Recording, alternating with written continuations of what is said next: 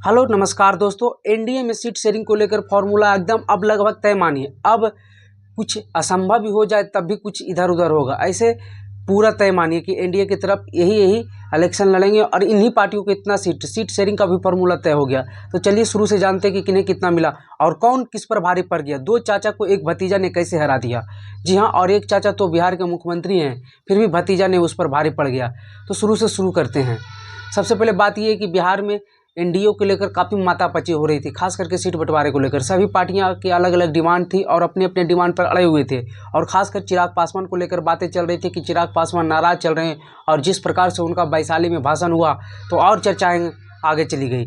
लेकिन जिस प्रकार से कल चिराग पासवान ने मीडिया को सामने आकर बीजेपी की तरफ रहने के और जेपी नड्डा और अमित शाह के बारे में बड़ाई किया, तो अब चिराग पासवान तो एनडीए में रहना तय है और चिराग पासवान को सीट शेयरिंग फार्मूले को लेकर पूरे आश्वासन दे दिया गया कि इतना सीट मिलेगा ही। और चिराग पासवान अपने को लेकर इसमें चचा जी हार गए। हाँ, पशुपति कुमार पारस अब आउट हो गए 0 सीट पर और चिराग पासवान को इतने सीट मिले हैं। वही नीतीश कुमार की भी नहीं चली, क्योंकि चिराग पासवान को लेकर नीतीश कुमार की मंशा थी कि चिराग पासवान को कैसे भी कर इन्हें डाउन किया जाए या हटाया जाए और पशुपति कुमार पारस को ही आगे किया जाए। और पशुपति कुमार पारस के पीछे नीतीश कुमार का हाथ था, लेकिन पशुपति कुमार पारस ही आउट हो गए और नीतीश कुमार भी आउट हो गए, क्योंकि उन्हें बैक से सपोर्ट कर रहे थे। और चिराग पासवान ने एनडीए से सीट शेयरिंग को लेकर अपनी बातें मनवा ली है। और हाँ, चिराग पासवान को 5 सीटें पर बातें बन गई है। खबरें ये चल रही थी कि चिराग पासवान 60 सीटें पर मान गए, लेकिन चिराग पासवान अड़े रहे और उन्हें 5 सीटें मिल गई है। ये कन्फर्म है, खबर है। वही बात कर ले, बीजेपी अपनी 17 की 17 सीटें पर लड़ेगी, उसमें से 13 पर उम्मीदवार भी नाम तय कर दिए हैं। वही बात कर ले, जदयू की तो 16 सीटें पर लड़ेगी और 16 की 16 बिहार पर, ना कि झारखंड और उत्तर प्रदेश। चर्चाएं ये भी चल रही थी कि जदयू को 15 बिहार और 1 झारखंड में दे दिया जाएगा, लेकिन 16 की 16 बिहार पर। वही बात कर ले, जीतन राम मांझी की तो 1 और उपेंद्र कुशवाहा की 1 सीट पर बात बनी है। और वही मुकेश सहनी से अभी तक बात नहीं बन पाई। हो सकता है मुकेश सहनी एनडीए में ना शामिल हो और महागठबंधन या अकेले दम पर लड़े, लेकिन अकेले दम पर तो लड़ना बिहार में हास्यात्मक होगा, क्योंकि बिहार में 2 ही धड़ा है, एनडीए या इंडिया, दोनों में से किसी में जाना ही होगा। और ही हम बात कर ले तो एनडीए का सीट शेयरिंग का फॉर्मूला तो तय ही है।